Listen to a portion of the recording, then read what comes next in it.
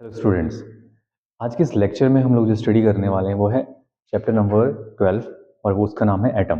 It's very very important chapter है। ये दिखने में छोटे चैप्टर लेकिन इनका वेटेज बहुत अच्छा है और इनसे क्वेश्चन बन के जो आते हैं वो इतने ज़्यादा घुमावदार भी नहीं होते हैं।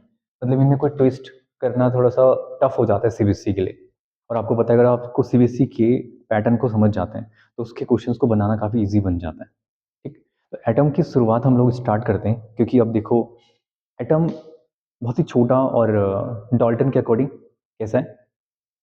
डाल्टन से भी पहले अगर हम बात करें तो कणाद ऋषि महर्षि कणाद ऋषि ने इसके बारे में बताया था कि इस पूरी यूनिवर्स में सबसे छोटा जो एक क्या कह सकते हैं इंडिविजुअल एक सब्सटेंस है या किसी भी मैटर का अगर कोई सबसे छोटा पार्ट है वो है आपका कण, और जिसका नाम ही पड़ा क्या आपका कण और पार्टिकल। और बाद में उसी को फिर आगे और एक दूसरा नाम दिया था परमाणु, और फिर वो परमाणु को ही हम क्या कहते हैं एटम कहते हैं। और जैसे आप कह सकते हो कि पूरी यूनिवर्स में सबसे ज्यादा क्या है मॉलिक्यूल्स। एग्जैक्टली और मॉलिक्यूल कैसे हैं मिलियंस में। इतने मॉलिक्यूल्स मिल जाएंगे जैसे वाटर मॉलिक्यूल आपका कार्बन डाइऑक्साइड का हो गया मॉलिक्यूल, आपके और भी गैसेस हो गए, आपका NaCl हो गया, आपका ग्लूकोज का फॉर्मूला हो गया। तो सारे क्या है ये भी एक मॉलिक्यूल्स है। लेकिन मॉलिक्यूल्स तो मिलियंस में, लेकिन ये मिलियंस ऑफ मॉलिक्यूल्स बनते किससे? यस, एक सिंगल इंडिविजुअल आइडेंटिटी से कह सकते हैं, उनको बोलते हैं हम एलिमेंट या एटम। और ये एटम्स गिन चुन के जो मतलब बेस्ट हैं पूरी पीरियोडिक टेबल में वो 92, हम इनको ये कह सकते हैं। क्यों क्यों सर, है ना? तो 92 है। तो 92 क्योंकि बाकी सब जो बने हुए हैं वो कैसे हैं, वो फॉर्म्ड है। वो कैसे हैं, अननबीयम, यूयूबीएम। हाँ, तो वो लेबोरेटरीज में फॉर्म्ड है। और जो नेचुरल तरीके से मिले हुए हैं वो 92 है। अब इन 92 एटम के साथ ही आपको खेलना है क्योंकि पूरी की पूरी आपका जो मॉडर्न फिजिक्स है केमिस्ट्री है तो वो इन्हीं बेसिक एटम्स पे बात करती है। तो कितने 92। अब जब ये 92 एटम्स कहीं कहीं पर इनके प्रॉपर्टीज को हम देखते हैं तो हर एक एटम अपने आप में एक स्पेक्ट्रम देता है। वो कैसे? क्योंकि जब ये एटम्स कहीं किसी जगह पे वाइब्रेट करते हैं और वाइब्रेशन से इनके वाइब्रेशन से क्या होता है, इनके वाइब्रेशन से क्रिएट होती है एनर्जी। और जब ये वाइब्रेशंस क्रिएट करते हैं तो ये इलेक्ट्रॉन्स इनके वाइब्रेशन से एनर्जी रेडिएट होती है, और एनर्जी जब रेडिएट होती है तो हमें अलग अलग फॉर्म में इनकी लाइट्स दिखती हैं जिसको बोला जाता है स्पेक्ट्रम। और यही कहलाता है फिर एटॉमिक स्पेक्ट्रम। इसी को पूरी हम क्या कहते हैं, वाइब्रेशन से क्या क्रिएट होता है एनर्जी, और इस एनर्जी को ही हम किस फॉर्म में देखते हैं, एटॉमिक स्पेक्ट्रम की फॉर्म में देखते हैं। अब आप समझ ही गए होंगे कि हम लोग इस चैप्टर में एक स्पेक्ट्रम के बारे में भी समझने वाले हैं और समझने के साथ साथ एटम के स्पेक्ट्रम को भी समझेंगे। ओके। लेकिन इसकी शुरुआत होती है एक वेरी इंपॉर्टेंट एक्सपेरिमेंट जो कि रदरफोर्ड ने करा था। लेकिन रदरफोर्ड काफी दिनों तक इसे कर रहे थे पर ये थोड़ा सा इसके पीछे हट गए। इनके कुछ स्टूडेंट थे जो बहुत ही क्यूरियोसिटी जिनके अंदर थी कि ऐसा क्यों हो रहा है, इसको और एक बार मतलब एक से ज्यादा बार अगर इसमें एक्सपेरिमेंट करे जाएं तो कुछ नई तरह के फिनोमेना उनको समझने में मदद मिलेगी। ठीक है, उससे पहले हम लोग ने बात कर ली है कि कैसे कैसे मॉडल्स भी आए, जैसे डाल्टन मॉडल्स आया, जी जी थॉमसन का मॉडल आया इलेक्ट्रॉन्स के लिए, और बाद में फिर एक थ्योरी आई रदरफोर्ड की थ्योरी न्यूक्लियस के लिए। न्यूक्लियस वाले चैप्टर में हम लोग उसको ज़्यादा डिटेल से समझेंगे पर फिलहाल यहाँ पे समझेंगे किसी एटम की स्ट्रक्चर को। तो उस एटम के स्ट्रक्चर को समझने में मदद करा सबसे इंपॉर्टेंट इस गीगर मार्सडन एक्सपेरिमेंट। गीगर और मार्सडन ये स्टूडेंट थे किसके, रदरफोर्ड के। और इन्होंने एक एक्सपेरिमेंट करा गीगर और मार्सडन। इस एक्सपेरिमेंट में इन्होंने करा क्या, सबसे पहले तो हम इसके स्ट्रक्चर्स जो रेडी कर लेते हैं। ठीक, इन्होंने जो इन्हीं में से 92 में से एक जो कुछ नेचर के एलिमेंट होते हैं जिनको बोला जाता है रेडियो एक्टिव सब्सटेंस लिया। और जब रेडियो एक्टिव सब्सटेंस लिया इसको क्या करा, जो तो आपने सुना होगा गोल्ड फॉइल पे तो बम्बार्टमेंट करा। ठीक है, गोल्ड का ही क्यों यूज करा, इसके पीछे भी अभी कारण है, रीजन है। और इसके चारों तरफ एक सील्ड तैयार कर दी, और जिसको सील्ड जो तैयार करी एक तरह से ये पूरा का पूरा कि जो भी पार्टिकल यहाँ से आएंगे वो क्या करेंगे, इस गोल्ड फॉइल पे स्ट्राइक करेंगे। और ये जो लेयर, ये जो पार्ट है इज अ रिफ्लेक्टर है, तो इसका नाम है ZnS, जिंक सल्फाइड।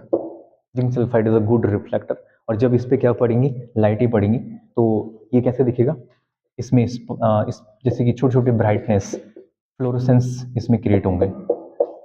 और जब ब्राइटनेस दिखाई देंगी तो वो एक चमक की फॉर्म में दिखाई देगी।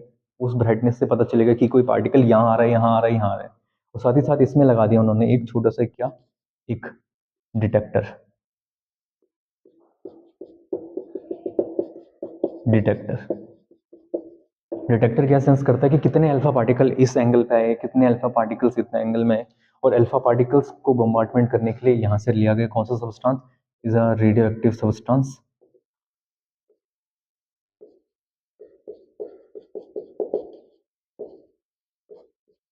Radio active substance. और जब रेडियो एक्टिव सब्सटेंस से यहाँ से कुछ ये अल्फा पार्टिकल्स जाएंगे, अल्फा पार्टिकल मतलब कि हीलियम, अल्फा पार्टिकल्स का जो चार्ज होता है वो +2e के बराबर होता है। और +2e जो नेचर में हमारे पास एटम है उसमें +2e होता है हीलियम के पास, तो ये हीलियम एटम ही होता है। और साथ ही साथ इनके यहाँ पर रख दिया एक ब्रिक्स की, लेड की ब्रिक्स बना करके रख दी। लेड की ब्रिक्स जिनको बोला जाता है कॉलीमेटर। कॉलीमेटर कॉलीमेटर क्या करते हैं, कॉलीमेटर एक इंसुलेटेड होती हैं, जैसे लेड की बनती हैं, लेड ब्रिक्स भी कहते हैं इनको, लेड ब्रिक्स। तो ये इसकी पाथ को, मतलब सारे पार्टिकल को इधर उधर ना चले जाएं, डाइवर्ट ना हो, तो ये स्ट्रेट मूव करें और इस सीधे इस गोल्ड फॉइल पे गिरें, इसलिए इसको यहाँ पर लेड ब्रिक्स का यूज करता है। ठीक है, डाइवर्जन से बचने के लिए, क्योंकि कोई भी पार्टिकल आएगा तो कुछ यहाँ जाएंगे, कुछ यहाँ जाएंगे, तो सिर्फ हम चाहते हैं कि सारे के सारे एक साथ एक ही स्ट्रेट लाइन में पास मूव करें। तो ये सेक्स का एक्सपेरिमेंट था। और यहाँ से कौन गए, अल्फा पार्टिकल्स। अब सबसे इंपॉर्टेंट हमें समझना ही है, क्योंकि देखो मैं थोड़ा बहुत क्या कर रहा हूँ, इसमें सिर्फ उसी चीज को हम लोग ध्यान रख रहे हैं जो हमारे exam of point of view से इंपॉर्टेंट है। ठीक, और पढ़ाने के लिए हम इसमें बहुत सारी चीजें कर सकते हैं, लेकिन सबसे मेन मेन चीजें क्या क्या है, ZnS ये पूरा का पूरा वॉल बनी होगी, डिटेक्टर लगा होगा, गोल्ड फॉइल का यूज करते हैं, अल्फा पार्टिकल्स बम्बार्डमेंट करते हैं, रेडियोएक्टिव सब्सटेंस लेते हैं और लेड ब्रिक्स का यूज करते हैं as a collimator. Then okay, अब इसमें सबसे पहले ध्यान से सुनिए, गोल्ड का ही यूज करते हैं। वाई यूजिंग गोल्ड फॉइल, तो गोल्ड फॉइल का यूज इसलिए करते हैं, गोल्ड फॉइल जो है, एक तो पहले गोल्ड का फॉइल बनाना बहुत ज़्यादा आसान भी है, और सबसे पतली से पतली इसका फॉइल के फॉर्म में इसको कन्वर्ट कर सकते हैं। एल्यूमिनियम का भी कन्वर्ट कर सकते हैं, लेकिन अब वाले एल्यूमिनियम तो इजीली अवेलेबल होता है, साथ साथ कॉस्ट कम है। पर इसकी जो एटॉमिक साइज है, सबसे पहला कि मेलेबिलिटी, इसकी मेलेबिलिटी बहुत ज़्यादा अच्छी है, गुड मेलेबल है। और साथ साथ इसका जो साइज ऑफ एटम है, जैसे कि इसका एटॉमिक मास हम कहें या वेट कहें, तो वो क्या है, बहुत हैवी है।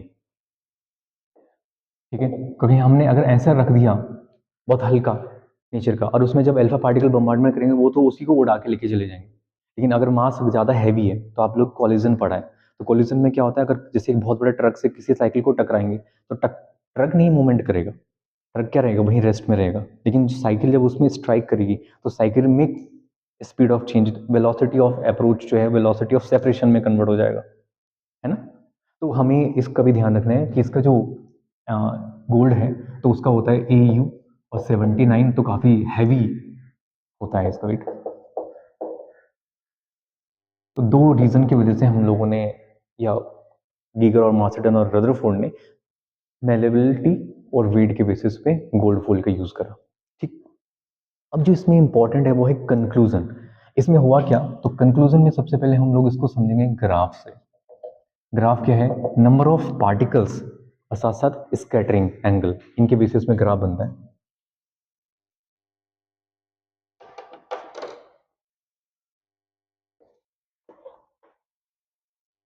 और ये बहुत बार एग्जाम में पूछे जाते हैं, स्कैटरिंग एंगल के साथ ग्राफ। और इसमें हम इधर रखेंगे एंगल 0 और 20, 40, 60, 80, 100, 120, 140, 160, 180।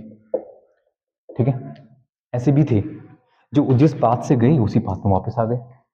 और यहाँ एंगल ऑफ स्कैटरिंग और नंबर ऑफ पार्टिकल्स, तो सबसे पहले यहाँ से 10 की पावर 1, 10 की पावर 2 100 पार्टिकल्स, 10 की पावर 3, 10 की पावर 4, 10 की पावर 5, 10 की पावर 6, 10 की पावर 7, लगभग कि 10 लाख पार्टिकल्स को पास करा के।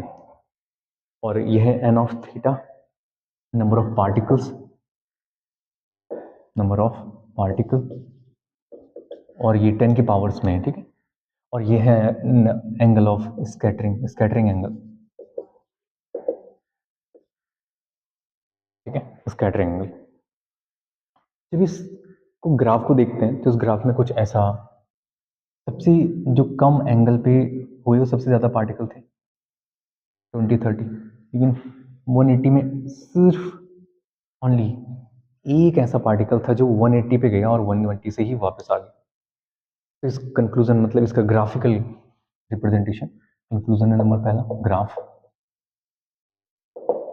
तो इस ग्राफ से क्या पता चल रहा है? ग्राफ से पता चल रहा है कि जितने ज़्यादा नंबर ऑफ पार्टिकल को बढ़ाते चले जाएंगे, तो अगर कम एंगल पे सबसे ज़्यादा पार्टिकल स्कैटर हो गए, लेकिन 180 जैसे जैसे एंगल बढ़ा बढ़ा बढ़ा तो 180 डिग्री पे सिर्फ एक, मतलब ऐसा बोला गया कि 8000 में से सिर्फ एक पार्टिकल ऐसा था जो कि रिबाउंड होकर के वापस आ गया। तो ये इस एक्सपेरिमेंट का सबसे इंपॉर्टेंट कंक्लूजन था। और ऐसा क्यों हुआ होगा, तो इसके बारे में फिर क्या हुआ कि जब उन्होंने इस एक्सपेरिमेंट को करा, गीगर और मार्सडन ने, तो रदरफोर्ड उस समय वहां पे नहीं थे।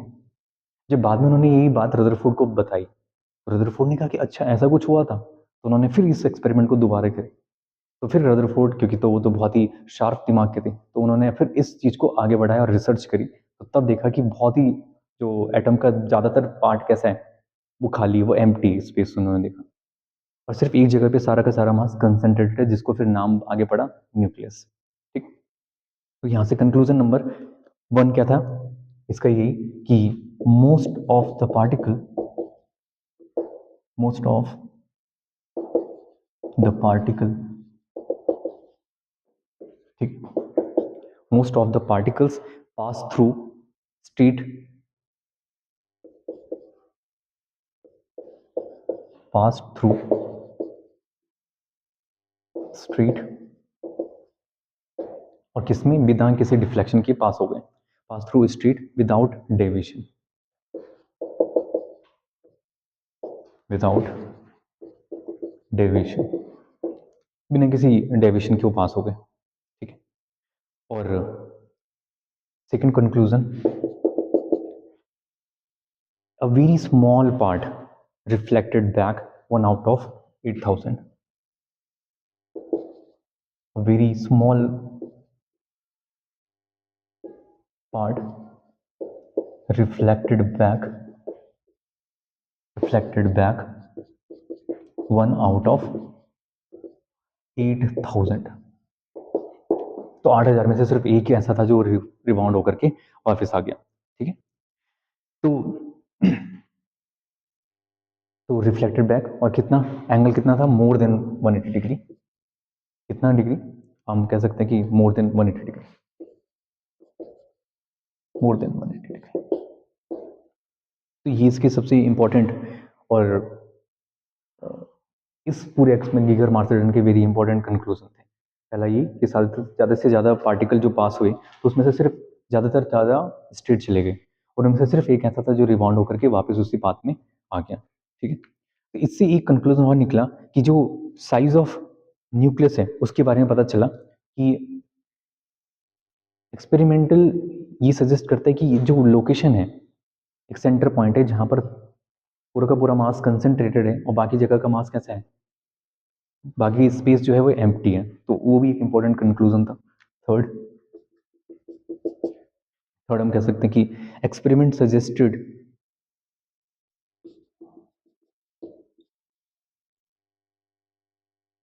एक्सपेरिमेंट सजेस्टेड, कैसे suggested that all positively charged, that all positively charged, all the positively charged particle are together,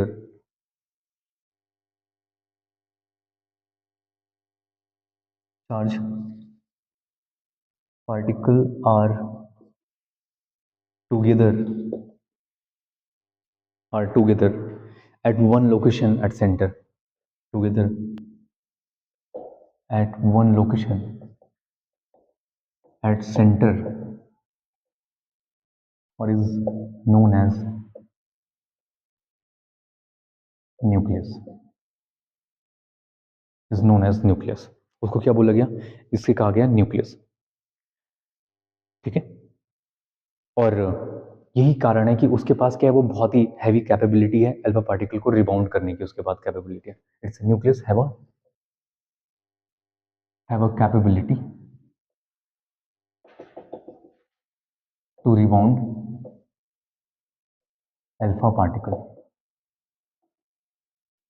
ठीक है। उसके पास क्या है, have a capability to rebound alpha particle. तो इतना हैवी उसके पास है, सारा का सारा मास एक जगह पे कंसंट्रेटेड है। उस कंसंट्रेटेड जहाँ पर वो पार्ट है, उसके पास इतना ज़्यादा पावर है, इतनी कैपेबिलिटी है कि वो क्या कर सकता है, अल्फा पार्टिकल्स को रिबाउंड कर सकता है। तो समझ गए। तो ये कंक्लूजन था, और साथ साथ इसके बेसिस पे ये भी पता चला कि जो साइज ऑफ न्यूक्लियस है calculated about 10⁻⁻14 metre, size of nucleus is approximate 10⁻⁻14 metre. इतना इसके बेसिस पे कैलकुलेटेड हुआ, क्योंकि ये कैलकुलेट करना आसान होता है कैसे, उसको आगे समझेंगे अभी, कि एक डिस्टेंस ऑफ अप्रोच होती है और क्लोजेस्ट अप्रोच, इसके बेसिस पे हम निकाल सकते हैं, और साथ साथ इम्पैक्ट पैरामीटर, कि कोई भी पार्टिकल जब इसके पास पहुंचा तो वो कितना क्लोजेस्ट तक जा सकता है। तो जब क्लोजेस्ट तक जाएगा तो उसके चारों तरफ का जो फील्ड होगा वो फिर उसका रेडियस निकल जाएगा, ठीक है। और एटम का जो साइज है, साइज ऑफ न्यूक्लियस ये होता है, और size of atom, size of atom approximate 10⁻⁻10 metre के इक्विवेलेंट होता है साइज ऑफ एटम, ठीक है। और ज़्यादातर पार्ट कैसे हैं, इज एम्प्टी। इसके बेसिस पे हम लोग इसका ट्रेजेक्ट्री को समझ सकते हैं, trajectory of alpha particles, trajectory of alpha particle. तो ये बेसिस पे ट्रेजेक्ट्री ऑफ अल्फा पार्टिकल। तो ट्रेजेक्ट्री को कैसे बनाएंगे, एक जगह पे पूरा का पूरा एक एटम लेते हैं, ये उसका न्यूक्लियस हो गया, ज़्यादातर तो ऐसे निकल गए, कुछ यहाँ से गए, इस पाथ पे वापस चले गए,